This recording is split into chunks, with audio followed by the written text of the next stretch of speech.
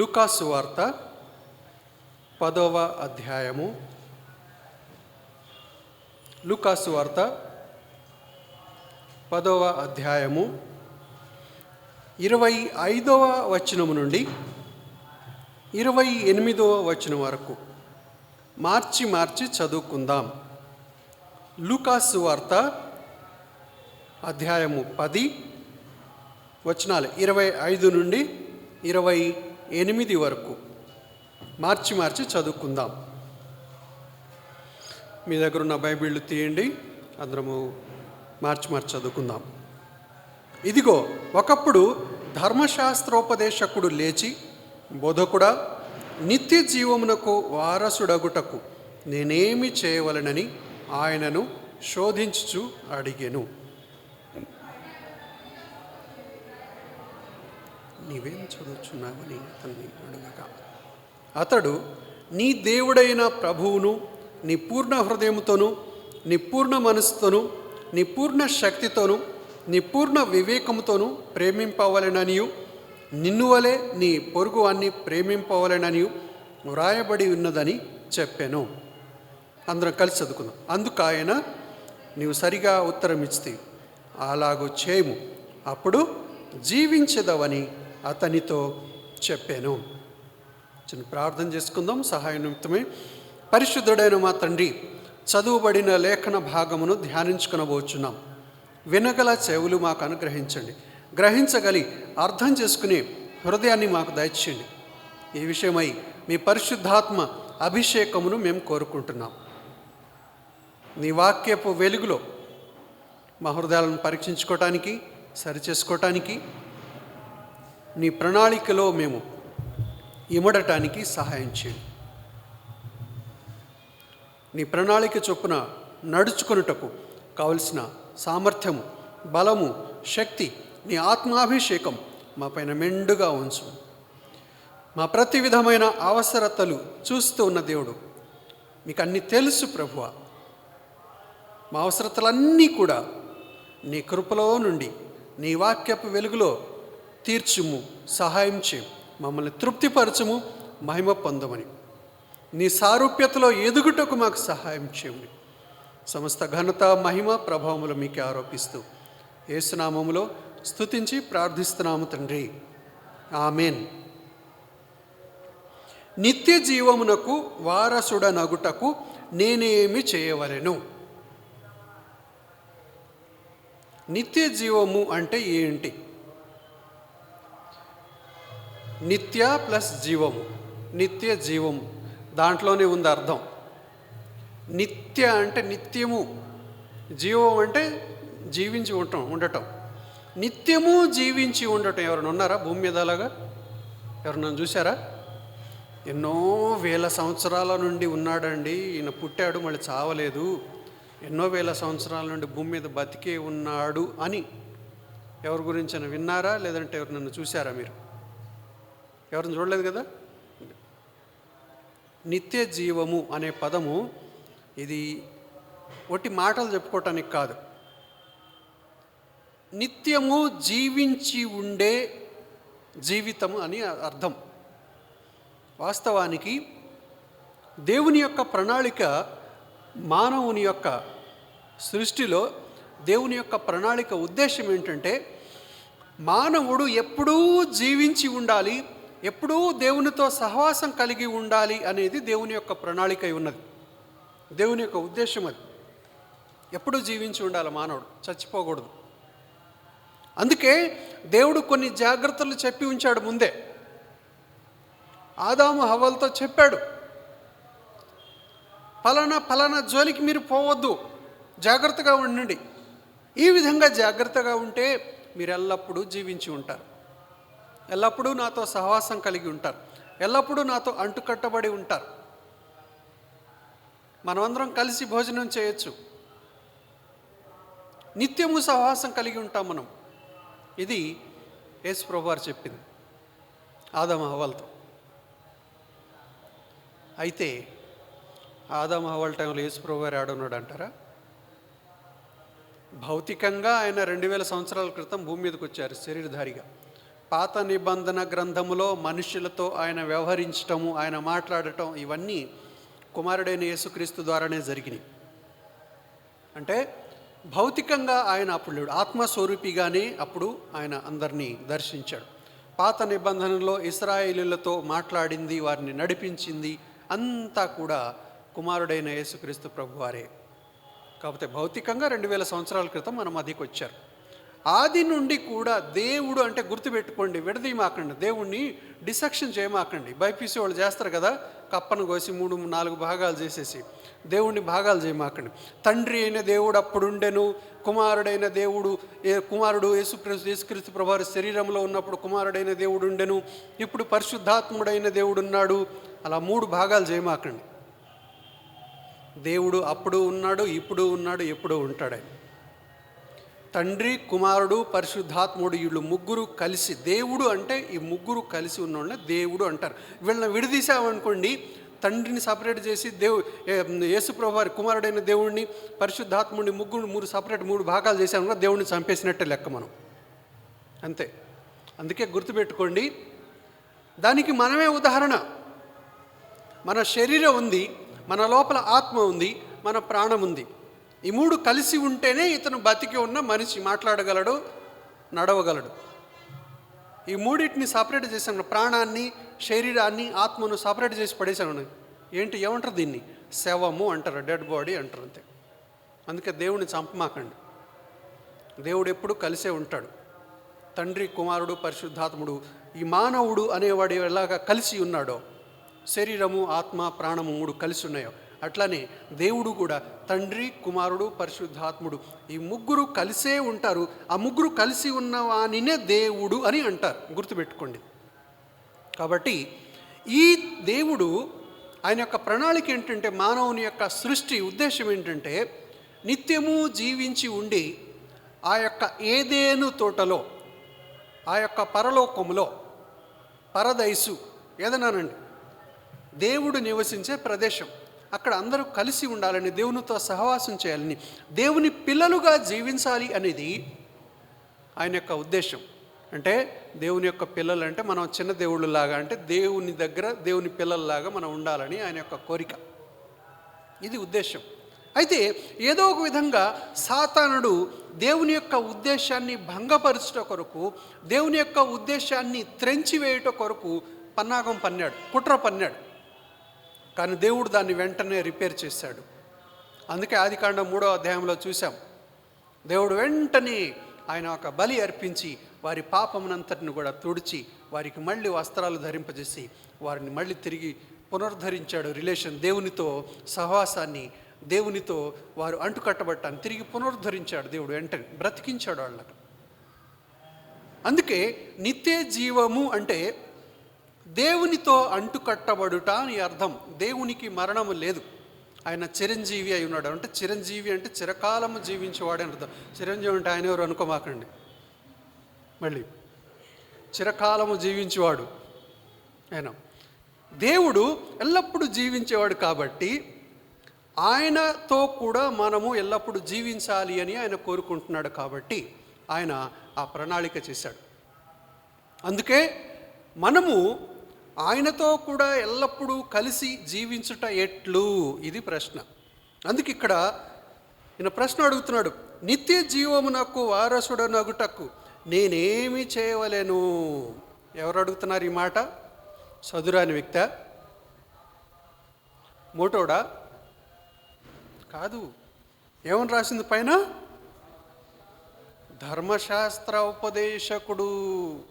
ఈ వాక్యం చెప్పే ఆయన, ఈ వాక్యం చెప్పే ఆయనకు డౌట్ వచ్చింది.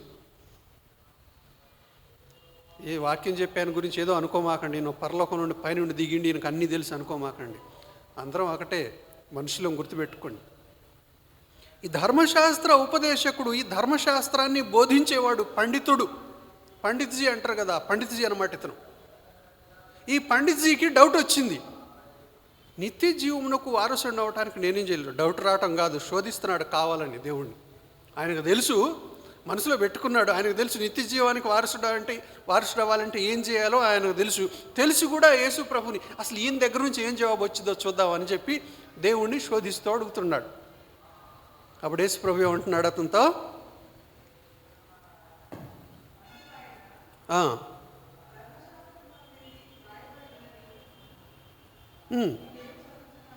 ధర్మశాస్త్రమందు ఏమి వ్రాయబడి ఉన్నది, నీవేం చదువుతున్నావు? యేసు ప్రభు అతను వేసిన ప్రశ్న. ధర్మశాస్త్రం చదువుతున్నావే, పొద్దున్న లేచి బైబిల్ చదువుతున్నావు. ఏం చదువుతున్నావు? ఏం అర్థమవుతుంది నీకు? ఎవరు పెట్టారో కానీ పొద్దున్న లేచి బైబిల్ చదవకపోతే నాకు టిఫిన్ పెట్టరంట, అందుకు బైబిల్ చదువుతున్నా. నాకు అన్నం పెట్టరంట, అందుకే బైబిల్ చదువుతున్నా. దానికోసం చదువుతున్నావు అనమాట బైబిల్.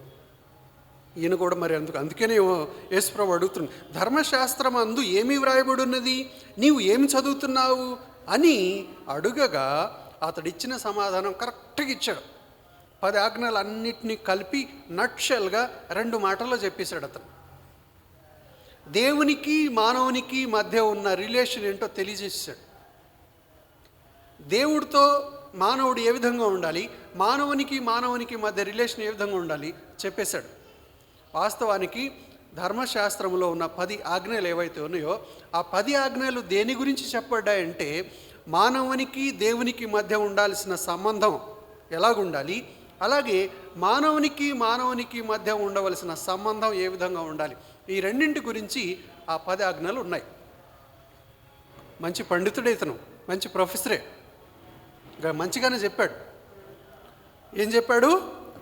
నీ దేవుడైన ప్రభువును నీ పూర్ణ హృదయంతోనూ, నీ పూర్ణ మనసుతోనూ, నీ పూర్ణ శక్తితోనూ, నీ పూర్ణ వివేకంతోనూ ప్రేమింపవలెను. దేవుని గురించి, మనిషికి దేవునికి ఉన్న సంబంధం. నిన్ను వలె నీ పొరుగువాన్ని ప్రేమింపవలెను అని వ్రాయబడి ఉన్నదని చెప్పాను.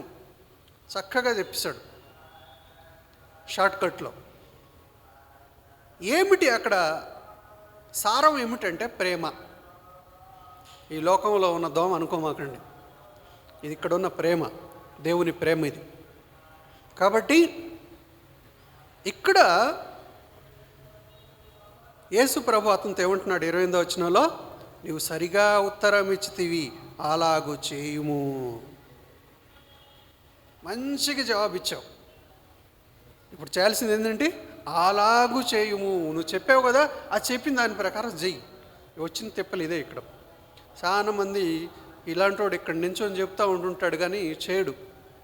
అదే వచ్చింది ప్రాబ్లం అందరితో. అందుకని యేసుప్రభు అంటున్నాడు, సరిగా ఉత్తరం ఇచ్చి చెప్పడం మంచిగానే చెప్తున్నావు, కానీ చేసి చూపించు. అప్పుడేమవుద్ది? అప్పుడు జీవించెదవు. అప్పుడు జరిగేది ఏంటంటే జీవించెదవు. అంటే అర్థం ఏంటి? అలాగూ చేయనివాడు ఏమవుతాడని అర్థం? చచ్చినోడు అని అర్థం. అది కరెక్ట్గా చెప్పాలంటే, అలాగూ చేయనివాడు అంటే దేవుని వాక్యానుసారంగా, దేవుని వాక్యానికి లోబడని వాడు చచ్చిన వానితో సమానము, దాని అర్థం. అందుకే ఇక్కడ యేసు ప్రభు అతనితో అంటున్నాడు, నీవు అలాగూ చేయము, అప్పుడు జీవించేదేవు. నువ్వు చెప్పావు కదా దేవునితో మానవుడు ఏ విధంగా ఉండాలో చెప్పావు కదా, పూర్ణ శక్తితో, పూర్ణ బలంతో, పూర్ణ వివేకంతో, పూర్ణ మనస్సుతో. శరీరంలో ఉన్న ఫ్యాకల్టీస్ అన్నీ వాడాడు. మెమరీ పవరు, ఆ పవరు, ఈ పవరు, మజిల్ పవరు, ఇంకేదో పవర్, అన్ని పవర్లు వాడేశాడు. ఇక్కడ అన్నీ వాడేసి చెప్తున్నాడు, ఆ విధంగా దేవుణ్ణి ప్రేమించాలి అని అన్నాడు అతను. మొత్తం అలాగూ చేయము. ఆ ప్రేమించేదేదో ఆ విధంగా ప్రేమించు, అప్పుడు నువ్వు జీవిస్తావు. కానీ ఆ వాస్తవానికి ఇతను చెప్పడం మంచిగానే చెప్పాడు, కానీ అలాగూ ప్రేమించుట అనేది వల్ల పడదు, చేత కాదు. దేవుని ఆ విధంగా ప్రేమించడము, మనుషులను ఆ విధంగా ప్రేమగా చూడటం అనేది ఎవరికి సాధ్యం కాదు. కష్టతరమైన పని ఏంటంటే బరువు లేపటం కాదు, కష్టపడి పని చేయటం కాదు. కష్టతరమైన పని ఏంటంటే మనల్ని ద్వేషించే వాడిని ప్రేమించాలి అనేది కష్టతరమైన పని. చేయగలవా? ప్రాణం పోయినంత పని అవుతుంది. మనల్ని ద్వేషించే వాడిని మనం ప్రేమించాలి అంటే, ప్రేమగా అతనితో ఉండాలంటే చాలా కష్టం. అందుకే ఇంట్లో గొడవలు ఎందుకు అవుతాయి, ఫ్యామిలీస్లో గొడవలు ఎందుకు అవుతాయి, సమాజంలో ఎందుకు గొడవలు? ఇదే కారణం. కష్టమైన పని ఏంటంటే ప్రేమించటం. ప్రేమించటం అనేది అంత సులువైన పని కాదు. ఇంకేమైనా చేయమని చేస్తాం, డబ్బులు ఖర్చు పెట్టమంటే ఖర్చు పెడతాం, డబ్బులు ఇవ్వమంటే ఇస్తాం, అది ఇవ్వమంటే ఇది ఇవ్వమంటే అన్నీ ఇస్తాం. కానీ ప్రేమించాలంటే మాత్రం చాలా కష్టమైన పని. ప్రేమలోనే ఉంది. ప్రేమలో ఏముంది? జీవమున్నది. ద్వేషములో ఏమున్నది? మరణమున్నది. చూద్దాం. ద్వితీయోపదేశ కాండము 30వ అధ్యాయము, ద్వితీయోపదేశ కాండము 30వ అధ్యాయము 6వ వచనం చూద్దాం. ద్వితీయోపదేశ కాండం 30వ అధ్యాయము 6వ వచనం. మరియు నీవు బ్రతుకుటకై నీ పూర్ణ హృదయంతోనూ నీ పూర్ణ ఆత్మతోనూ నీ దేవుడైన యెహోవాను ప్రేమించునట్లు నీ దేవుడైన యెహోవా తనకు లోబడుటకు నీ హృదయమునకును నీ సంతతి వారి హృదయమునకును సున్నతి చేయుము. చాలు. నీవు బ్రతుకుటకై, చాలా స్పష్టంగా వ్రాయబడింది. నీవు బ్రతుకుటకై ఏం చేయాలంట? నీ దేవుడైన యెహోవాను ప్రేమించుము. నువ్వు బ్రతకాలంటే నువ్వు చేయాల్సిన పని ఏంటంటే నీ దేవుణ్ణి ప్రేమించు. చాలా స్పష్టంగా. ఇది జరగదు మనిషి యొక్క హృదయంలో. చాలాసార్లు మనం క్యాజువల్గా కలుసుకున్నప్పుడు అడుగుతున్నాం, బ్రదర్ ప్రైజ్లు అడుగుతా, సిస్టర్ ప్రైజ్లు బాగున్నారా? బాగున్నాను బ్రదర్, బాగున్నాను సిస్టర్. కానీ ఎంతవరకు బాగున్నాం బాగలేంది అది తర్వాత సంగతి. ముందు మాట వరుసగా అనేస్తూ ఉంటుంటాం. కానీ మనం బాగుగా ఉన్నామంటే దేవునితో సరైన సంబంధం కలిగి ఉంటేనే బాగున్నామని అర్థం. దేవునితో సరైన సంబంధం మనకు లేకుండా బాగున్నాం అని చెప్పి చెప్పుకోవటము అది వేషధారణయే. కాబట్టి నీవు బ్రతుకుటకై నీ పూర్ణ హృదయంతోనూ నీ పూర్ణ ఆత్మతోనూ నీ దేవుడైన యెహోవాను ప్రేమించుము. ధర్మశాస్త్ర ఉపదేశకుడు చెప్పింది అదే. యేసు ప్రభు వారికి అతను ఇచ్చిన జవాబు. నీవు బ్రతకాలంటే నీవు దేవుణ్ణి ప్రేమించాలి. దేవుణ్ణి ప్రేమించే కార్యం అంత సులువుగా జరుగుతుందా? జరగదు. ఎవరు అడ్డొస్తారు? అహం అడ్డొస్తుంది, ఈ హృదయం అడ్డొస్తుంది. ఈ అడ్డొచ్చే హృదయాన్ని ఇప్పుడు ఏం చేయాలి? కోసిపడేయి. ఏం చేయాలి? కోసిపడేయి. అదే మాట రాసింది అక్కడ. చదవండి ఆ మాట. నీ దేవుడైన యెహోవా తనకు లోబడుటకు నీ హృదయమునకును నీ సంతతి వారి హృదయమునకును సున్నతి చేయుము. అర్థమైందా? సున్నతి చేయును. సున్నతి అంటే ఏంటి? కోయటం. దేన్ని కోయాలి? హృదయం. నీ హృదయమునకును నీ సంతతి వారి హృదయమునకును సున్నతి చేయును. ఎవరు చేస్తారు? దేవుడు చేస్తాడు. ఏదో జనాలు కోసుకునేది కాదు. పండగలప్పుడు ఇట్ట వీపు మీద అటు బాదుకుంటూ కోసుకుంటూ ఉంటుంటారు. ఆ కోసుకున్నాడు కాదు. దేవుడు చేసే కార్యము నీ హృదయమునకు ఆయన సున్నతి చేయును. ఎందుకు సున్నతి చేస్తాడంటే లోబడుటకు, తనకు లోబడుటకు. నీ దేవుడైన యెహోవా తనకు లోబడుటకు నీ హృదయమునకు సున్నతి చేయును. అందుకే ప్రభువా నీకు లోబడినట్లు నాకు సహాయం చేయి ప్రభువా అని ప్రార్థన చేసుకుంటూ ఉంటుంటాం. ఎందుకు? మనకు తెలుసు మన హృదయం ఏంటి? లోబడని హృదయం ఇది. అంత త్వరగా లోబడదు. దీనిని లోబడేటట్టుగా, వాక్యానికి లోబడేటట్లుగా చేయగలిగింది ఎవరు? మనం చేయలేము. అందుకే దేవుడు కొన్ని పరిస్థితులు మన జీవితంలో అనుమతిస్తాడు. ఎందుకు? మన హృదయాన్ని సున్నతి చేయటానికి, మన హృదయాన్ని కోయటానికి. ఎక్కడెక్కడ లోబడకుండా ఉన్నదో ఈ హృదయాన్ని కోయటం కోసం దేవుడు ఈ హృదయాన్ని సున్నతి చేస్తాడు. దేవుని వాక్యానికి లోబడేటట్లుగా చేస్తాడు. ఇది ఎవరి పని అంటే దేవుని పని. అందుకే కీర్తనాకారుడు 119వ కీర్తన 71వ వచనం ఒకసారి చూద్దాం. 119:71. నేను నీ కట్టడలను నేర్చుకున్నట్లు శ్రమ నుండి ఉండుట నాకు మేలాయను. ఏమైందంట?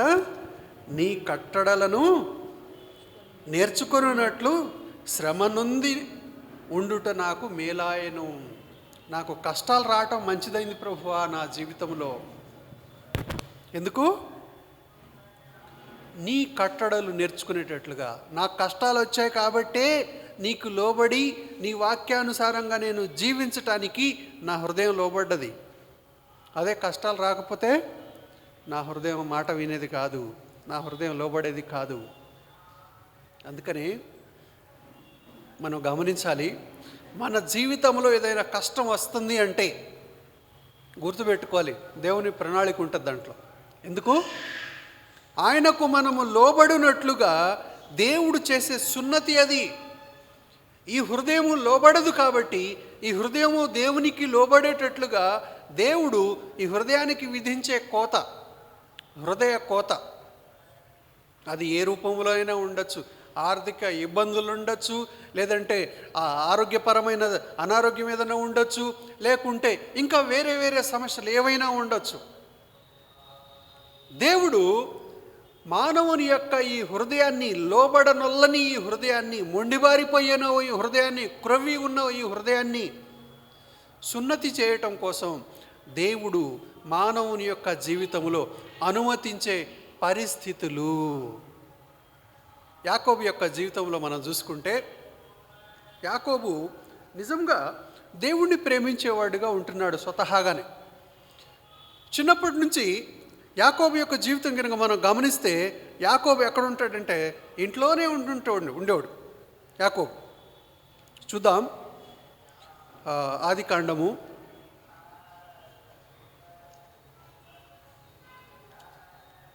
7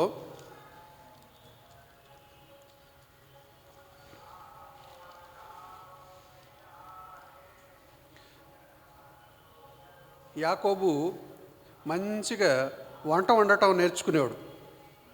వంట వండటం నేర్చుకున్నాడు. యాడ్ నుంచి వచ్చిన ఇతనికి 25వ అధ్యాయంలో చూస్తే యాకోబు చక్కగా 27వ వచనం చూడండి.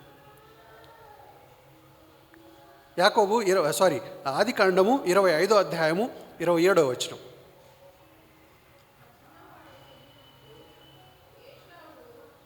వేటాటయందు నేర్పరి అయి అరణ్యవాసిగా ఉండెను. యాకోబు సాధువై గుడారములలో నివసించుచుండెను. చాలు. యాకోబు సాధువై గుడారముల్లో నివసించుచుండెను. వాళ్ళ అమ్మతోనే ఉండేవాడు యాకోబు ఎక్కువ. ఇంట్లో వంటలు అవి మొత్తం అమ్మకు సహాయం చేస్తూ ఉండేవాడు, అన్నీ మంచిగా నేర్చుకుంటూ ఉండేవాడు. అంటే ఇక్కడ ఉద్దేశం ఏంటంటే, యాకోబు యొక్క జీవితాన్ని కనుక మనం గమనిస్తే, యాకోబు దేవుణ్ణి ప్రేమించేవాడుగా ఉంటున్నాడు స్వతహాగానే. దేవుని కార్యాలంటే ఇష్టపడేవాడుగా ఉంటున్నాడు. దేవుని ఆశీర్వాదాలను పొందుకోవటం అనే దాని మీద శ్రద్ధ వహించేవాడు ఇతను యాకోబు. అందుకనే అడదారులు దొక్కాడు. షార్ట్కట్లో దేవుని ఆశీర్వాదాలు పొందాలని అనుకున్నాడు ఇతను. దేవుని ఆశీర్వాదాలని ఆశించాడు యాకోబు. అందుకే దేవుని ఆశీర్వాదాల మీద కన్నేశాడు కాబట్టి దేని మీద కనుబడింది అతనికి? జ్యేష్ఠత్వపు హక్కు మీద కనుబడింది. పెద్దరికం. జ్యేష్ఠత్వపు యొక్క హక్కు విలువేంటో, జ్యేష్ఠత్వపు హక్కు యొక్క విలువేంటో ఏశావుకు తెలీదు. ఎందుకు? ఏశావు దైవ సంబంధమైన భక్తి కానీ దైవ సంబంధమైన భయం కానీ కలిగినవాడు కాడు.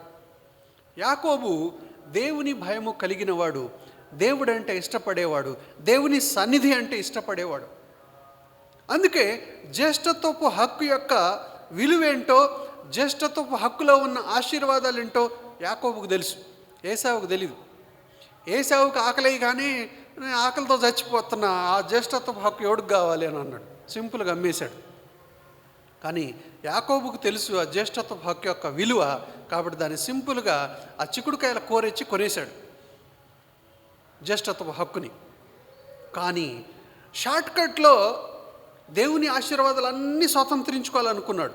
అడ్డదారులు దొక్కాడు అన్నీ. దేవుడు ఇచ్చేదాకా ఆగల, దేవుని ప్రణాళిక ప్రకారం నడుచుకోవాలని చెప్పి అనుకోలే అని అడ్డదారులు దొక్కాడు. కానీ దేవుని ప్రేమించేవాడిగా ఉన్నాడు. అయితే దేవుడు యాకోబుకు హృదయ సున్నతి చేశాడు. యాకోబు యొక్క జీవితంలో దేవుడు ఆయా పరిస్థితులు అనుమతించాడు. ఎందుకంటే యాకోబు లోబడని వాడిగా ఉంటున్నాడు. తన హృదయము దేవుణ్ణే కోరుకుంటుంది, కానీ దేవుని జ్ఞానానుసారమైన విధానములో వెళ్లకుండా మానవుని యొక్క జ్ఞానాన్ని ఆధారం చేసుకొని యాకోబు దేవుని ఆశీర్వాదాలు పొందుకోవాలి అనుకున్నాడు, యొక్క నిత్య జీవాన్ని పొందుకోవాలి అనుకున్నాడు. అందుకే దేవుడు యాకోబుకు హృదయ సున్నతి మొదలుపెట్టాడు. యాకోబు వాళ్ళ మేనమామ ఇంటికి వెళ్ళాడు. 20 సంవత్సరాలు అక్కడ జీతం ఉన్నాడు. యాకోబు ఆ ఉన్న 20 సంవత్సరాల జీతంలో ఏ సంవత్సరాలు ఎన్నెన్ని సంవత్సరాలు దేని కోసం కేటాయించాడో చూద్దాం.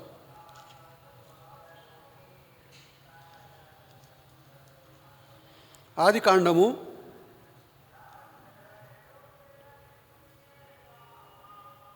31వ అధ్యాయము, ఆదికాండము 31వ అధ్యాయము 41వ వచనం. ఇదివరకు నీ ఇంటిలో 20 ఏళ్ళు ఉంటివి. నీ ఇద్దరి కుమార్తెల నిమిత్తము 14 ఏళ్ళను, నీ మంద నిమిత్తము 6 ఏళ్ళను నీకు కొలువు చేస్తుంది.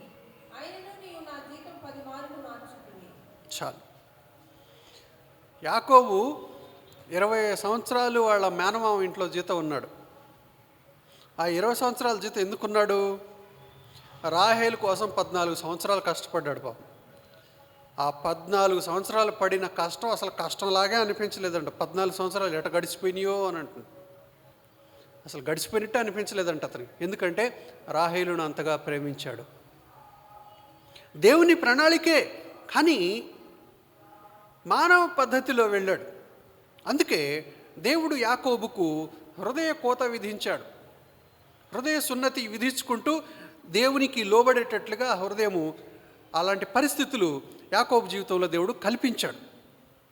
అతను పడిన కష్టం, తన మానవ పద్ధతిలో యాకోబు అన్నీ సంపాదించుకున్నాడు. ఏం కొదువు లేకుండా సంపాదించుకున్నాడు.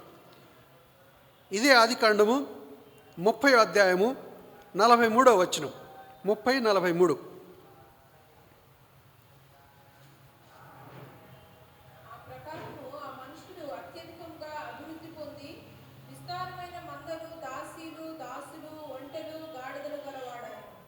ఆ ప్రకారము అంటే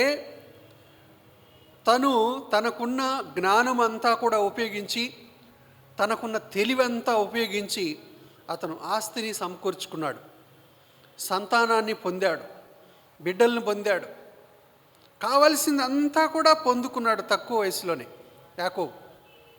దాసులు, దాసీలు, ఆస్తులు, పశువులు, పశు సంపద అన్నీ కూడా పొందుకున్నాడు. ఇదే కదా కోరుకునేది ఆశీర్వాదం అంటే. ఇంకేం కావాలి? ఇవన్నీ పొందుకున్నాడు, ఇంకేం కొదువులేదు అతనికి. దేవుని ఆశీర్వాదాలు అన్నీ పొందుకున్నాడు. ఇంకెన్ని పొందుకున్నాను కదా అనుకున్నాడు.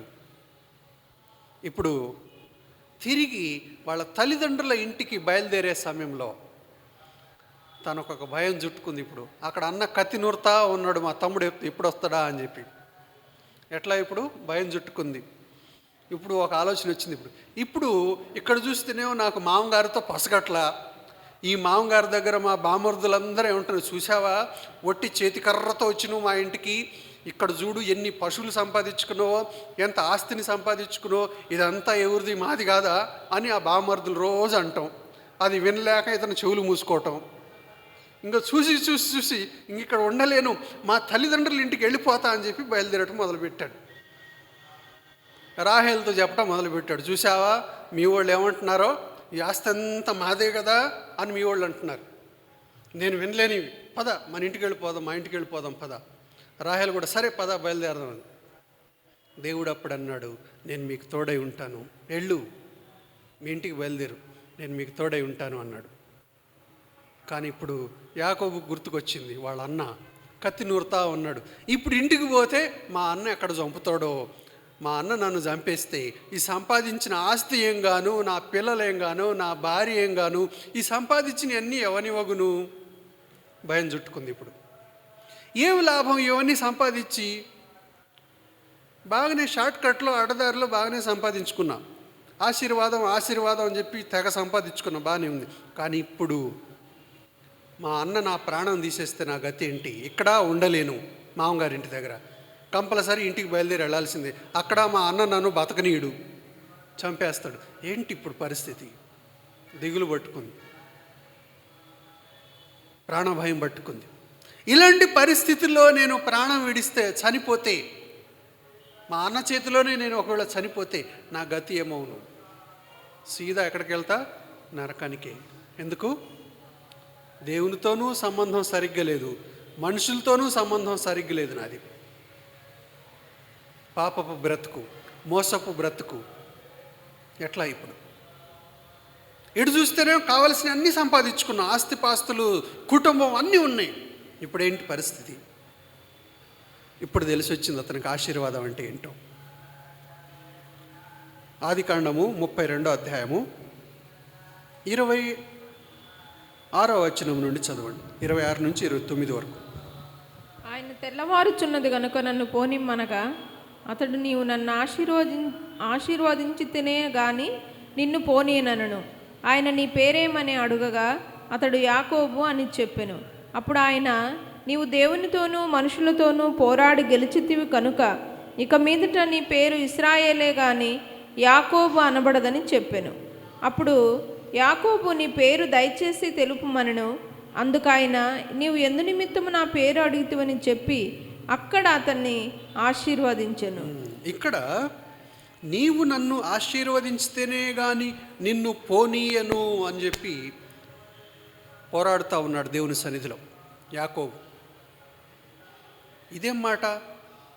కావలసిన ఆస్తి ఉంది, కుటుంబము ఉంది, కావలసిన అన్నీ సంపాదించుకున్నాడు, మళ్ళీ ఇంకా ఆశీర్వాదం అడుగుతున్నాడు ఏంటి? నీవు నన్ను ఆశీర్వదించితేనే తప్ప అని ప్రార్థన చేస్తున్నాడేంటి? ఇదేం ప్రార్థన? అనుమానం రాదా? ఆస్తి మస్తుంది, అన్నీ ఉన్నాయి, ఇంకేంటి నువ్వు ఆశీర్వదించితేనే తప్ప పోనీనని ప్రార్థన చేస్తున్నావేంటి అని అనుకుంటాం. ఆశీర్వాదం అంటే ఏంటో ఇప్పుడు తెలిసి వచ్చింది యాకోబుకి. అందుకే మనం ఇక్కడ గమనించాలి, ఆశీర్వాదం అనేది లూకా సువార్త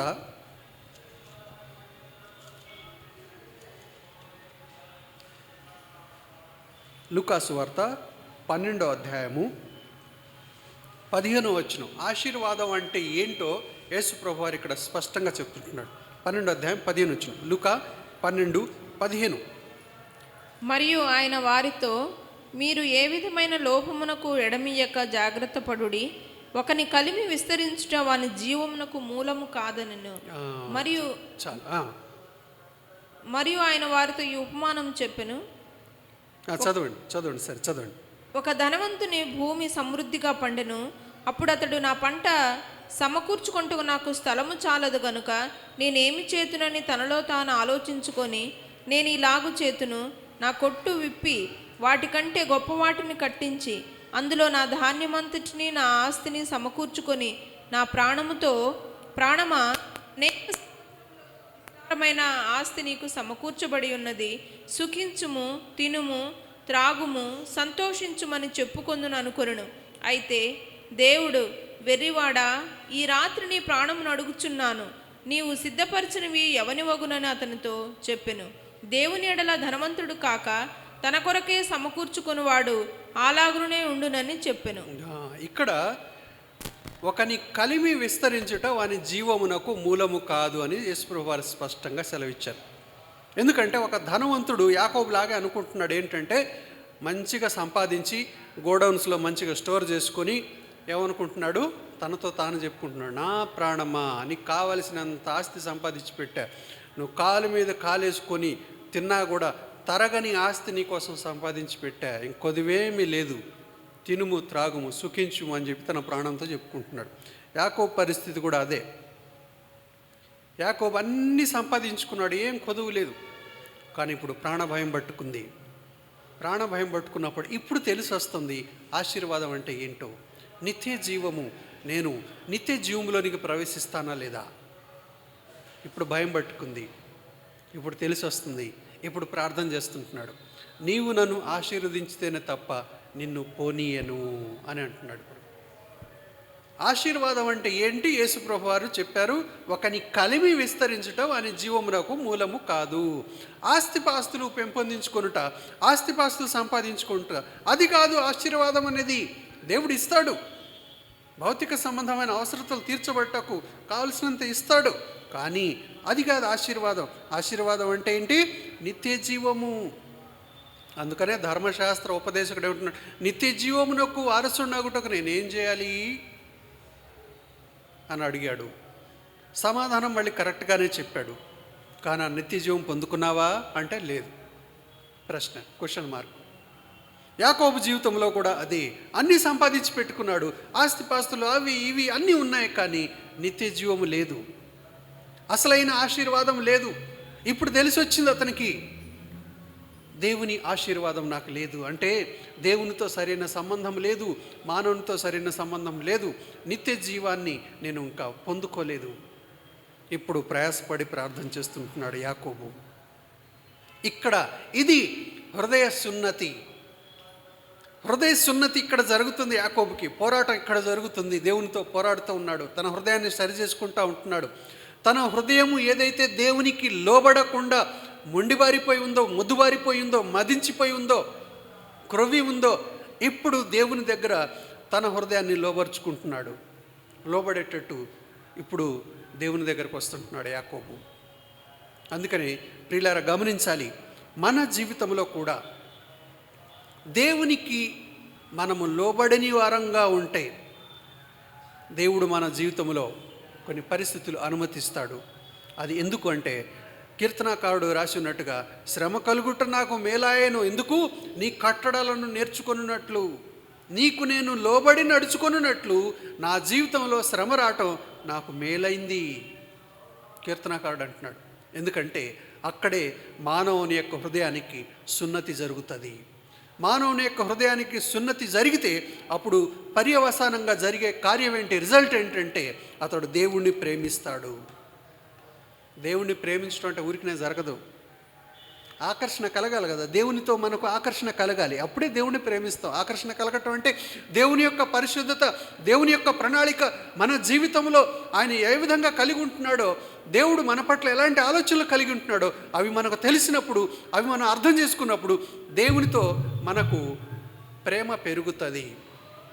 దేవునితో మనకు రిలేషన్లో రావాలని చెప్పి మనకు ఆలోచన వస్తుంది.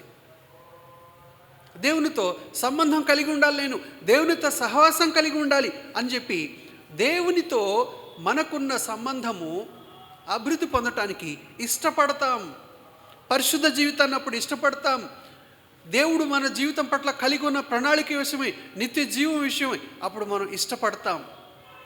అక్కడ ప్రేమ పుట్టుకొస్తుంది. గుర్తుపెట్టుకోండి, అక్కడే ఆ జీవము మనలో ప్రవహిస్తూ ఉంటుంది. గ్రాఫ్టింగ్ ఎప్పుడైనా మీరు చూసారు? చెట్లు అంటు కట్టబట్టము. ఎండిపోయిన చెట్టు దానికి ఒక కొమ్మ చిన్నది తీసుకొచ్చి మంచి చెట్టుతో అంటు కడతారు. అంటు కట్టిన తర్వాత కొన్ని రోజులకి ఈ ఎండిపోయిన చెట్టు కొమ్మ అది కూడా బతికిద్ది మంచిగా. ఎందుకు? అంటు కట్టబడింది, ఈ చెట్టులో ఉన్న జీవం దీంట్లో ప్రవేశించింది కాబట్టి. మన జీవితం కూడా అంతే. మన జీవితంలో మనము సున్నతి చేయబడి మన హృదయము దేవునికి లోబడేటట్టుగా మనం లోబరుచుకుంటున్నప్పుడు, మనల్ని మనం అప్పగించుకున్నప్పుడు మనలో జరిగే కార్యం ఏంటంటే దేవుణ్ణి మనం ప్రేమిస్తాం, పూర్ణ హృదయంతో మనం ప్రేమిస్తాం. అప్పుడు మనలో జీవం వస్తుంది. అందుకని మొదటి యోహానులో చాలా పత్రిక అంతా కూడా యోహాను రాస్తే ఉంటున్నాడు, సహోదరుణ్ణి ప్రేమించువాడు జీవము గలవాడు, సహోదరుణ్ణి ద్వేషించువాడు మరణములో ఉన్నాడు. అందుకే ఎక్కడైతే ప్రేమ ఉంటుందో అక్కడ జీవం ఉంటుంది, ఎక్కడైతే ద్వేషం ఉంటుందో అక్కడ మరణం ఉంటుంది. ఈ ప్రేమ ఏ ప్రేమ అంటే దేవుని ప్రేమ. ఆ ప్రేమతోనే దేవుడు మనల్ని ప్రేమించాడు. అందుకే తన కుమారుడైన యేసుక్రీస్తు వారిని మన కోసం అనుగ్రహించాడు. అందుకే ఇక్కడ దేవుడు ఇశ్రాయేలు ప్రజలతో ఏం చెప్తుంటున్నాడంటే, నీవు బ్రతుకుటకై నీ పూర్ణ హృదయంతోనూ నీ పూర్ణ ఆత్మతోనూ నీ దేవుడైన యెహోవాను ప్రేమించుము అంటున్నాడు. ఇశ్రాయేలీలకు దేవుడు రెండోసారి రిపీట్ చేసి మరీ చెప్తుంటున్నాడు ద్వితీయోపదేశకాండం. అందుకే ద్వితీయోపదేశం మళ్ళీ ఇంకోసారి ఉపదేశిస్తుంటున్నాడు వాళ్ళకి, మాటికి మళ్ళీ రిపీట్ చేసి రెండోసారి డ్యూటరానమీ, అందుకే పేరు వచ్చింది. నీవు బ్రతుకుటకై నీ దేవుడైన యెహోవాను ప్రేమించుము. మనకు కూడా దేవుడిస్తున్న ఆజ్ఞ ఇదే. దేవుణ్ణి ప్రేమించుతున్నావా? దేవుణ్ణి ప్రేమిస్తే అది నీకు నిత్య జీవం. ఒకవేళ దేవుణ్ణి ఇంకా నువ్వు ప్రేమించకపోతే, ఎక్కడ అడ్డు ఉందో నీలో, ఆ అడ్డును గుర్తించు, దేవుని దగ్గరికి తీసుకెళ్ళు. యాకోబు తీసుకెళ్ళాడు దేవుని దగ్గరికి. ప్రభువా, నేను నిన్ను ప్రేమించలేకపోతున్నాను, అందుకే జీవం లేదు నాలో, నేను నిన్ను ప్రేమించేటట్టు నాకు సహాయం చేయి, ఫలానా విషయంలో నేను నీకు లోబడలేకపోతున్నాను ప్రభువా. అందుకే యాకోబు దేవుని దగ్గర పోరాడి తన జీవితాన్ని సరిచేసుకున్నాడు. దేవునితో సహవాసం పునరుద్ధరించబడింది. దేవుని యొక్క జీవాన్ని, ఆశీర్వాదాన్ని యాకోబు పొందుకున్నాడు. అందుకనే యాకోబు యొక్క పేరు ఇశ్రాయేలుగా మార్చబడింది, దేవుని చేత ఆశీర్వదింపబడినవాడు. అందుకే ఒకని కలిమి విస్తరించుట వాని జీవమునకు మూలము కాదు అని చెప్పి యేసుప్రభు వారు చెప్పిన రీతిగా మన జీవితంలో భౌతికంగా మనం ఏమైనా కలిగి ఉండొచ్చు. మనము ఆశీర్వదింపబడి ఉన్నాం అనటానికి గుర్తు అది కాదు. మనం ఆశీర్వదింపబడి ఉన్నాము అనటానికి గుర్తు ఏంటంటే యేసు ప్రభు వారిని మన జీవితంలో కలిగి ఉండటమే మన ఆశీర్వాదానికి గుర్తు. మనం కలిగి ఉన్న ఫిజికల్ పొజిషన్స్ కాదు గుర్తు. మనం కలిగి ఉన్న యేసు ప్రభు వారే మనకు గుర్తు, మనం ఆశీర్వదింపబడ్డాం అనటానికి. బహుశా ధర్మశాస్త్ర ఉపదేశకుడు యేసు ప్రభును కలిగి లేడు. యేసు ప్రభు తనతో చర్చించిన తర్వాత, ఒక ఉపమానం కూడా చెప్పిన తర్వాత తన నుండి ఏ సమాధానం లేదు. ధర్మశాస్త్ర ఉపదేశకుడు నుండి జాగ్రత్త. చాలామంది వాక్యం చెప్తూ ఉండొచ్చు, వాక్యాన్ని బోధిస్తూ ఉండొచ్చు, కానీ వాక్యానుసారంగా జీవించే హృదయం లేకపోతే తను నష్టపోయినట్లే, తను కోల్పోయినట్లే. ధర్మశాస్త్ర ఉపదేశకుని యొక్క పరిస్థితి అదే జరిగింది అక్కడ. అతను దేవుణ్ణి ప్రేమించటానికి ముందుకొచ్చాడంటే అక్కడేం లేదు, అక్కడ సమాధానం లేదు. అందుకే నిత్య జీవమునకు వారసుని అవటానికి నేనేం చేయాలంటే పుణ్యకార్యాలు కాదు, దాన ధర్మాలు కాదు, ఇంకేదేదో కాదు. చేయాల్సింది ప్రభు అయిన యేసుక్రీస్తునందు విశ్వాసం ఉంచి ఆయనను ప్రేమించటం. ఎందుకు ప్రేమించాలి? ఎట్లా వస్తుంది యేసు ప్రభు మీద ప్రేమ? ఆయన నీ కోసం ఏం చేశాడో అది తెలిస్తే నీకు ఆయన మీద ప్రేమ పుట్టుకొస్తుంది, లేకుంటే పుట్టుకురాదు.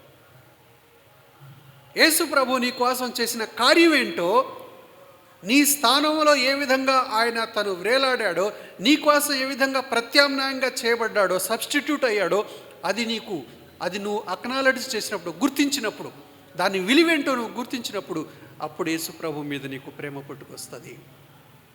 అంతవరకు ఏదో యేసు ప్రభు అంటే సిలువలో చనిపోయాడంటే, ఏదో ప్రాణం పెట్టిండంటే ఏదో అనుకుంటాం.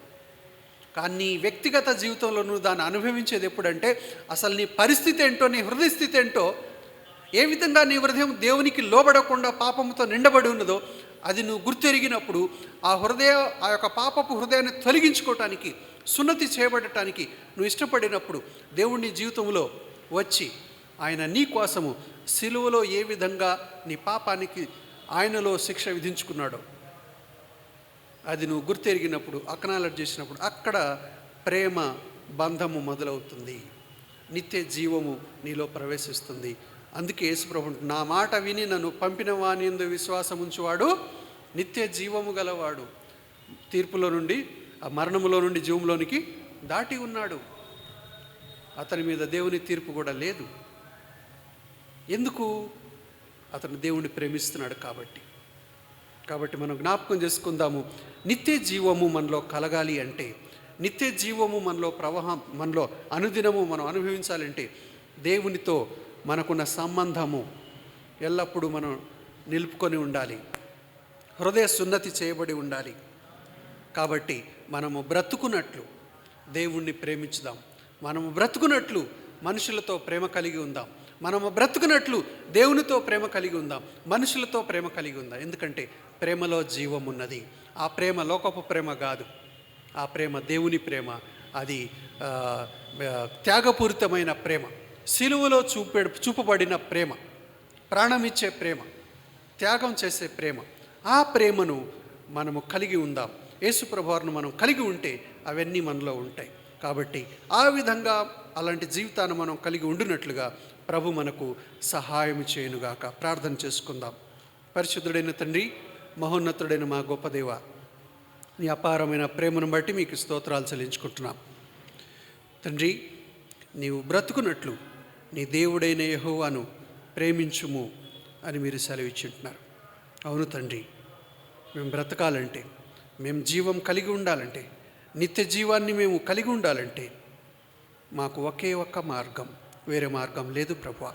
మా దాన ధర్మాలు, మా పుణ్య కార్యాలు, మేము చేసే నీతి క్రియలు అవి మాకు జీవాన్ని ఇవ్వలేవు. కేవలము ప్రేమ మాత్రమే మాకు జీవాన్ని ఇవ్వగలదు. అదే నిన్ను ప్రేమించుట.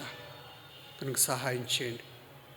నీ యందు విశ్వాసం ఉంచి, నిన్ను ప్రేమించి, నిన్ను హత్తుకొని జీవించుటకు ప్రభువా మాకు సహాయం చేయండి. మీలో నిలిచి ఉండి ప్రభువా మేము ముందుకు కొనసాగటానికి సహాయం చేయండి. ఆ విధంగా నిత్య జీవములో మేము భద్రపరచబడి, నిత్య జీవములో దాగి ఉన్న ప్రతి విధమైన ఆశీర్వాదమును క్రీస్తు యేసులో మేము అనుదినము అనుభవించుటకు ప్రభువా మాకు సహాయం చేయండి. అందుకొరకై మా హృదయంలో సున్నతి చేయబడుటకు, మమ్మల్ని మేము లోబడుటకు, మీకు అప్పగించుకోవటానికి మాకు సహాయం చేయం ప్రభువా. మేము మీకు మా జీవితాన్ని అప్పగించుకోకుండా, మా జీవితంలో ఎదురయ్యి అడ్డం వచ్చే పరిస్థితులు ఏవైతే ఉంటున్నాయో వాటన్నిటిని కూడా మీ దయగల హస్తాలకు అప్పగించుకుంటున్నాం. ప్రతి విధమైన అడ్డుబండలను, మీకు లోబడకుండా వచ్చే అడ్డుబండలన్నింటిని కూడా తొలగించి మార్గము సరళం చేసి మేము మీకు లోబడి నడుచుకునిలాగున మమ్మల్ని బలపరచము, సహాయం చేయము, మహిమ పొందమని నీ దయగల హస్తాలకు మమ్మల్ని అప్పగించుకుంటూ యేసునామములో స్తుతించి ప్రార్థిస్తున్నాము తండ్రి. ఆమేన్, ఆమేన్. అందరూ లేచి నిలబడి మనం కానుకలు సమర్పించుకుందాం.